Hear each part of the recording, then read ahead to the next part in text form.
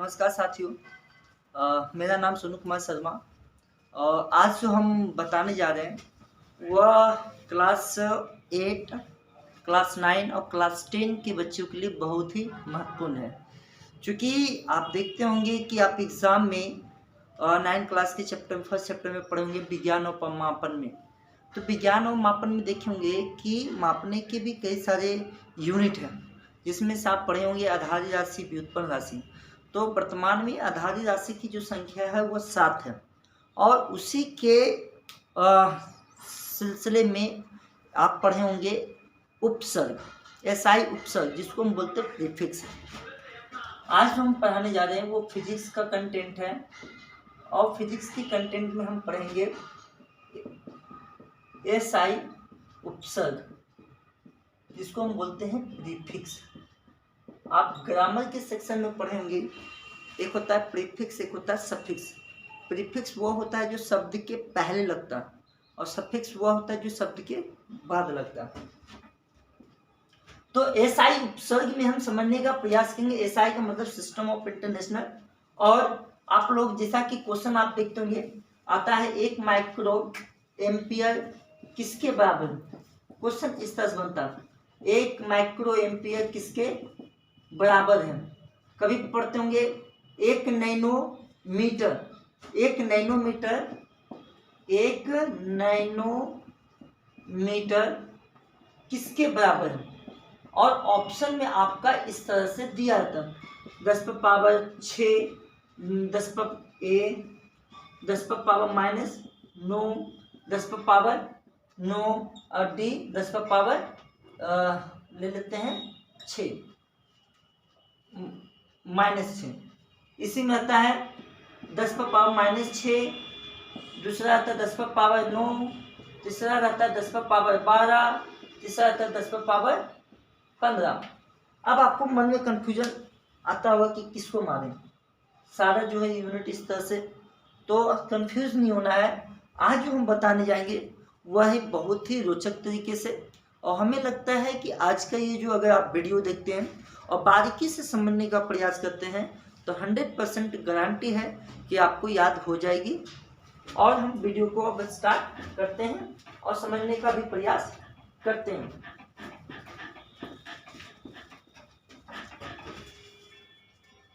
AXA,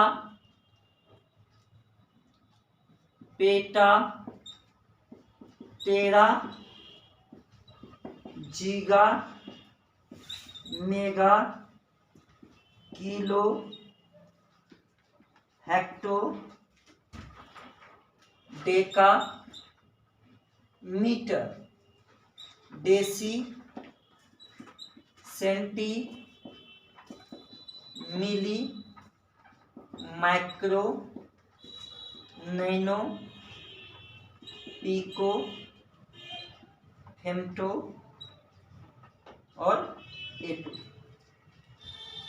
अब इसका हम सिंबल है, संकेत को भी समझते हैं। इसके संकेत को क्या चीज से इंडिकेट करते हैं, तो एक्सा को ई से डिनोट किया जाएगा, कैपिटल ई से, पेटा को पी से, टेरा को टी से, जीगा को जी से, मेगा को यम से, किलो के से, हेक्टो को यस से, डेका को डी ए से, मीटर है तो मीटर ही रहेगा, डेसी को डी से, सेंटी को सी से, मिली को यम से, स्मॉल एम, माइक्रो से म्यू, इसको म्यू भी बोलते हैं,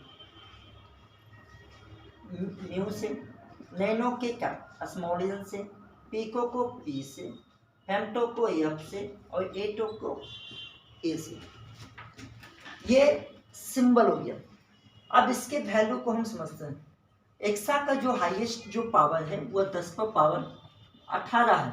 अगर इसका दशमलव प्रणाली में जाते हैं तो कहने मतलब हो गया कि 1 पर 18 शून्य होना चाहिए, और इसी को क्या किया है, प्रीफिक्स वैल्यू में कर दिया है, सन्निकटन वैल्यू में कर दिया है, जिसको 10 पर पावर 18 कहने मतलब 18 शून्य ना लिखकर हम इसको शॉर्ट फॉर्म में 18 का पावर देंगे। अगर 18 शून्य है तो हम उस वैल्यू को एक्सा के नाम से जानेंगे। अगर हम आपसे पूछेंगे कि 2 एक्सा 3 एक्सा, तो इसका आप मल्टीपल हो जाएगा। तो इसी तरह से हम एक्सा का 10⁻18 होगा। और यहाँ पर एक चीज और समझना है, यहाँ पर संकेत में हो सकता है यहाँ पे जो मीटर दिए हैं, मीटर की जगह हो सकता है एम्पियर भी रहे, कुछ भी रहे। तो यहाँ पर इसका जो वैल्यू है वो चाहे मीटर है चाहे एम्पियर है, उससे आप कोई भी वैल्यू पूछ सकता है। हमको इस वैल्यू को समझना है, इसीलिए यहाँ पर लिखा हुआ प्रीफिक्स।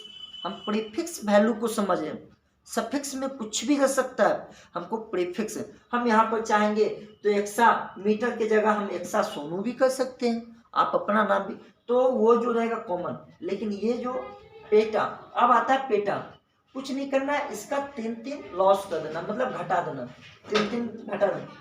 तो 18 की जगह अब हो जाएगा 10⁻15। कहना मतलब एक एक्सा, आगे में कुछ नहीं तो क्या है, एक है। एक एक्सा मीटर बराबर 10⁻18, एक पेटा बराबर 10⁻15। अब आता है 13, तो फिर 3 घटाएंगे तो 10⁻ कितना हो गया, 12। फिर इसी तरह से 10⁻9, एक जगह, यहाँ आगे में कुछ नहीं तो क्या 1 है, 1।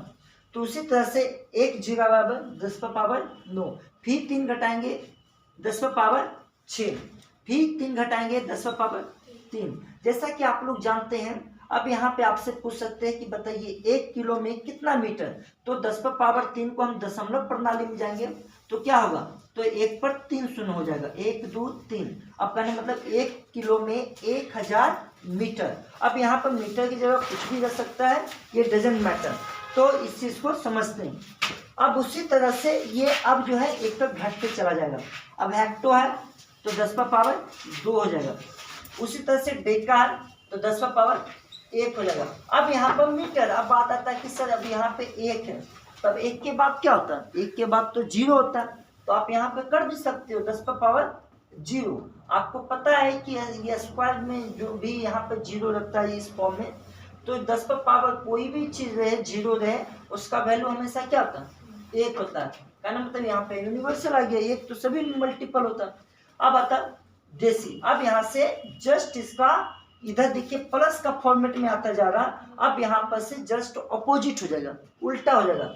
अब यहाँ से ऊपर लिख चलिए, तो डेसिम हो जाएगा 10⁻−1, यहाँ पर सेंटीम हो जाएगा 10⁻−2, मिलीम हो जाएगा 10⁻−3। अब देखिए हम यहाँ पर से 3 अब आ गया है, तो इसका डबल होता चलेगा, 3 प्लस होता चलेगा।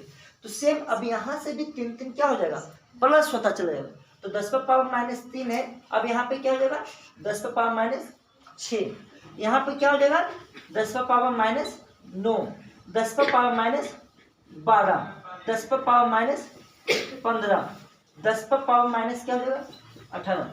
अब यहाँ देखिए सारा वैल्यू यहाँ पे आपको पता चल गया। यहाँ पर कुछ भी हो सकता है, 10 मीटर की जगह एम्पियर भी हो सकता है, कुछ भी। अब आपसे क्वेश्चन पूछा जाएगा कि बताइए एक माइक्रो, तो माइक्रो को क्या चीज से इंडिकेट किया, तो माइक्रो को म्यू से भी इंडिकेट किया।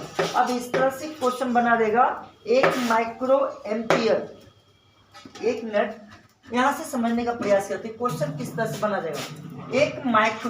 एक माइक्रो एम्पियर किसके बराबर है, ऑप्शन में आपका दिया देगा 10⁻3, 10⁻−6, 10⁻−9 और 10⁻6 रहेगा। अब यहाँ पे एक माइक्रो एम्पियर, अब बताइए आप खुद अब समझिएगा कि क्या समझ, तो इसको आप आसानी से बना सकते हो। अब इसको हम कॉन्सेप्चुअल समझते हैं, थोड़ा सा इसको अब अपनी समझ से समझते हैं। जिस तरह से हम अपनी पढ़ाई को अपने आधार से समझें, उसी तरह से हम भी आपको समझाने का प्रयास करते हैं। यहाँ देखिए exa, peta, tera, giga, mega, kilo, hecto, deca, metre. Metre को आप हाइड भी कर दोगे तो कोई दिक्कत नहीं, क्योंकि यहाँ पे इसका वैल्यू 1 आया। Deka, deci, centi, milli, micro, nano, pico, femto, एटो। तो सभी बच्चे को एक गाना जरूर याद होगा, इस पे तेरा घाटा मेरा कुछ नहीं जाता। सेम इसी फॉर्म पर हम सेटअप करते हैं, तो ई से याद रखेंगे, इस पे पूरा तेरा घाटा, इस पे पूरा तेरा घाटा मेरा कुछ, इतना तक तो याद रहेगा। आप बचपन से ही पढ़ते आ रहे हो, ये गाना गाते आ रहे हो, इस पे पूरा सही बात है। अगर आप नहीं पढ़ोगे तो किसका घाटा जाएगा? आप ही का घाटा होगा।